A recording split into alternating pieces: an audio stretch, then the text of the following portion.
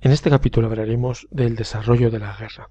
Una vez que es asesinado Francisco Fernando, archiduque de Austria, en Sarajevo, 1914, va a empezar a moverse ese sistema de alianzas del que ya hemos hablado en repetidas ocasiones. Sin embargo, no empieza la guerra el día siguiente, sino que todavía tardará un mes en ser declarada por Austria hacia Serbia.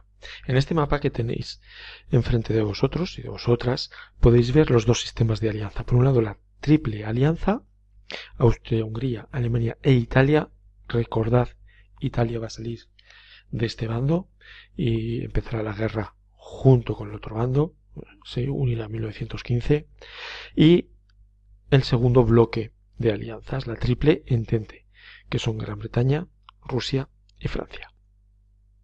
En los primeros días de la guerra, justo cuando es declarada por los diferentes países, podemos encontrar imágenes de entusiasmo, algunas como la que hemos visto de gente en la oficina de reclutamiento, pero también de entusiasmo y fervor patriótico de gente que va a luchar al frente y es despedida por amigos, familiares, simpatizantes, patriotas, porque realmente aquella gente no pensaba que la guerra fuese a alargarse demasiado. Pensaban que iba a ser una especie de campaña veraniega.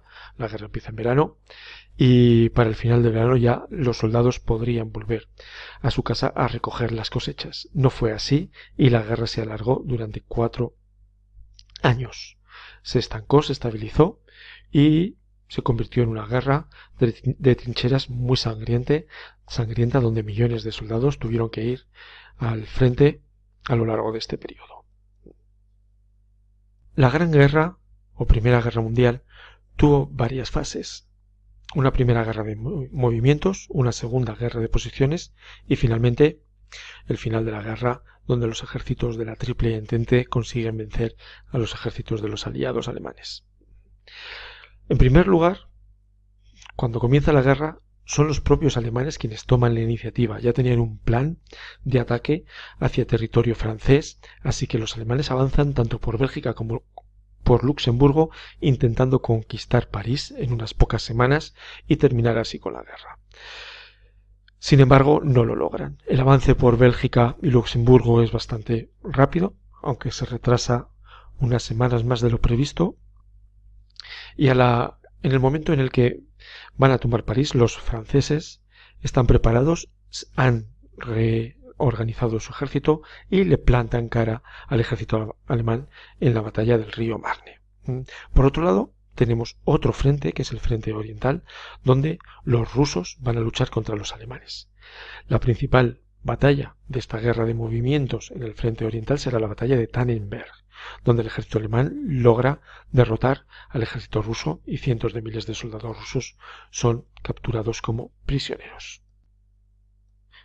Una vez que los ejércitos franceses han detenido a los alemanes en su ofensiva para conquistar París, las fronteras se volverán estables. Ninguno de los dos ejércitos logra imponerse, así que a lo largo de miles de kilómetros van a crear una línea defensiva basada en las trincheras. Es la llamada guerra de posiciones. Dos ejércitos frente a frente con trincheras entre medio de los dos, alambradas y un campo de batalla en el que tanto unos como otros intentarán conquistar sin demasiado éxito las posiciones enemigas. La guerra no solo se está desarrollando en el norte de Francia y en la zona oriental de Europa. La guerra también se va a desarrollar en otros lugares del mundo. Por ejemplo, en las colonias. Alemania va a perder todas sus colonias y Turquía también perderá todas sus posesiones en Asia. Las dos batallas más importantes de este periodo son la batalla de Verdún y la batalla del Somme. También será muy significativa, sobre todo para la Commonwealth, para los británicos, la batalla de Galípoli en las costas de Turquía. Después de varios años de guerras de posiciones, de guerras atrincheradas, ejércitos dentro de sus trincheras, llegará el fin de la guerra. En 1917 Estados Unidos entra en guerra del lado de los franceses y de los británicos en contra de los alemanes. Al mismo tiempo, Rusia, una de las grandes potencias, sufre una revolución comunista dentro de sus fronteras y pierde el armisticio con Alemania. Los alemanes, por lo tanto, logran vencer a los rusos gracias a la paz de Brest-Litovsk. Los alemanes intentarán hacer una última ofensiva sobre territorio francés que fracasa. Los franceses, ingleses y estadounidenses irán batiendo paulatinamente a los alemanes, a los austríacos y a los ejércitos que les apoyan, y finalmente los ejércitos de la Triple Alianza pedirán el armisticio, el final de la guerra, el 11 de noviembre de 1918. Alemania saldrá derrotada. Es importante que miréis con detenimiento el siguiente mapa del desarrollo de los acontecimientos durante la Primera Guerra Mundial. Vemos por un lado el frente sur, el frente occidental, y por otro lado el frente oriental. En el frente oriental los ejércitos de los imperios centrales, o la Triple Alianza, como sabemos, han ido derrotando a los rusos fundamentalmente en la batalla de Tanemer y conquistando parte del territorio que pertenecía a Rusia. Al mismo tiempo, veis aquí, se ha establecido una gran línea de cientos de kilómetros de trincheras entre los ejércitos franceses e ingleses y los ejércitos alemanes al norte de Francia. La batalla más significativa de este momento, de este periodo, es la batalla de Verdún. Habrá otras batallas importantes, la batalla de Jutlandia, que es una batalla marítima, la batalla de Caporetto, donde los austríacos van a vencer a los italianos, que al principio, como os recordáis, estaban del lado de los alemanes y de los austríacos, pero se cambian de bando, y la batalla de Galípoli, en las costas de Turquía, donde los ingleses son derrotados por el Imperio Otomano. Hay diferentes batallas, pero estas son las más importantes. Podéis ver en color verde los imperios, los países que pertenecen a la Triple Alianza, y en color crema los países que se han unido a la Triple Entente.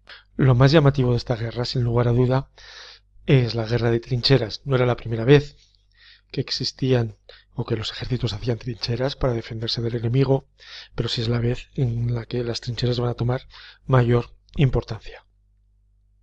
Vamos a ver algunas imágenes en donde se nos muestra cómo eran esas trincheras, lugares estrechos,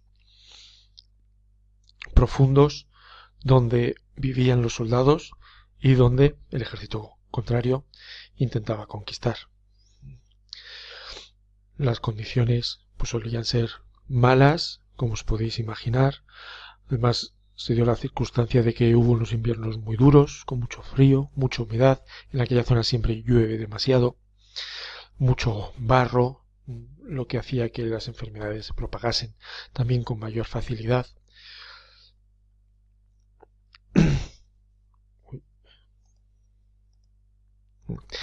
Importantes fueron el papel de las industrias armamentísticas.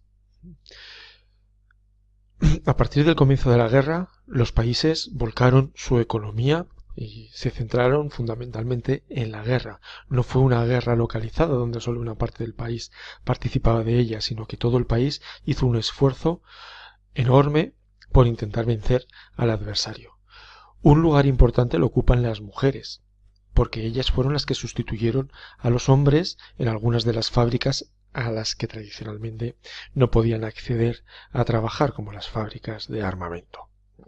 Ellas se quedaron al cuidado de las familias, ellas se quedaron también al cuidado del campo, recogieron, recolectaron, cosecharon, plantaron y, en definitiva, tanto la economía doméstica como la economía nacional dependió en buena medida del trabajo de las mujeres, porque buena parte de los hombres, sobre todo los hombres más jóvenes, los que estaban solteros, estaban en el campo de batalla.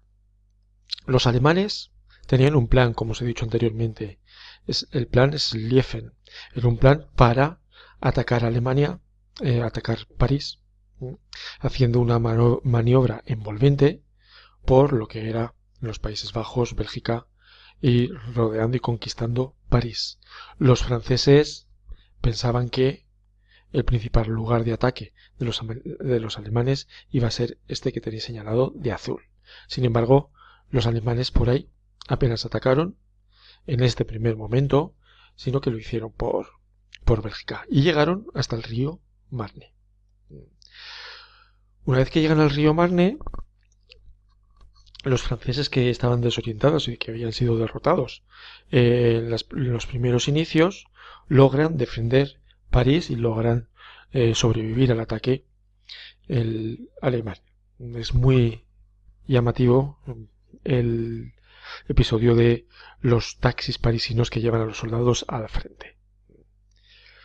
Aquí tenemos los dos mapas de las dos grandes líneas de frente que hay en Europa. Por un lado, ¿veis? Tannenberg, el frente oriental, Alemania y Austria-Hungría frente a Rusia, y por otro lado toda la línea de trincheras que va desde Bélgica hasta la zona de Estrasburgo, con las grandes batallas del Marne, del Somme y de Verdun.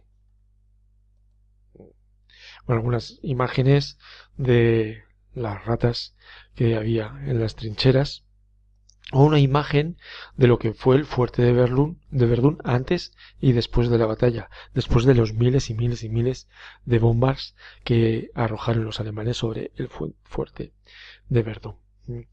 Se inventaron muchas armas en esta guerra, armas químicas, tanques, hubo guerra también aérea, hubo guerra naval, fue una guerra total. Y todo se dispuso para vencer y para matar al enemigo. Uno de los cronistas ilustrados, de los dibujantes, que representó los horrores de la guerra fue Otto Dix. Ya hemos visto una imagen al principio del tema y ahora vemos varias imágenes de Otto Dix, porque él estuvo en los campos de batalla y nos muestra aquella deshumanización y aquella crueldad que había allí. El frente debía de ser terrible porque además de las malas condiciones de vida, de habitabilidad, cuando tocaba saltar la trinchera, que significaba atacar a la trinchera enemiga, miles y miles de soldados resultaban heridos o muertos en los primeros minutos del combate, porque apenas lograban avanzar unos metros, imaginaos. Un ejército entero a pecho descubierto frente a soldados que estaban bien atrincherados con sus cañones, sus metralletas y sus fusiles esperándote detrás de una barrera. Entonces era muy complicado acceder a la trinchera enemiga. Sin embargo, sí que se conseguía de vez en cuando. El gas mostaza se empezó a utilizar. Ya se había utilizado previamente, pero de forma masiva durante la Primera Guerra Mundial. También acudieron a luchar a la Primera Guerra Mundial a Europa soldados provenientes de las colonias. No os olvidéis que en las colonias seguía habiendo guerra y las colonias alemanas lucharon contra las colonias francesas. Sin embargo, algunos de los soldados vinieron a luchar a territorio europeo. El número de soldados que participó en la guerra, mirad, Alemania, 12 millones de soldados movilizados, 5 millones de soldados heridos y 1 millón y algo de soldados muertos. Francia también tiene casi 5 millones de heridos y prácticamente 1 millón de muertos. Reino Unido por encima de los 2 millones de heridos y 1 millón de muertos. Austria-Hungría también cerca de 1 millón de muertos. Y aquí no aparece Rusia, que es el país que más muertos tuvo a lo largo de la guerra. En los últimos tiempos ya se empezó a llamar al frente tanto a soldados casados con hijos como a soldados que tenían apenas 15 años. Vemos imágenes de las fábricas de armamento o de los campesinos rusos que también fueron llamados en masa a luchar por el zar ruso y muchos de ellos murieron porque el ejército ruso era muy numeroso pero estaba muy mal preparado. En definitiva, en la guerra participaron 65 millones de soldados con armamento muy mortífero, gases tóxicos, submarinos, tanques, aviones. Hubo 8 millones de muertos, 9 millones de heridos. Muchos de los puestos de trabajo masculinos pasaron a ser realizados por mujeres. Y se llevó a cabo en los diferentes países una economía de guerra. Había penuria, había racionamiento de alimentos. El Estado tuvo que controlar la economía para sobrevivir. La propaganda patriótica y la investigación científica en armamentos estuvieron a la orden del día. Fue lo que se ha llamado la guerra total contra el enemigo, contra el otro.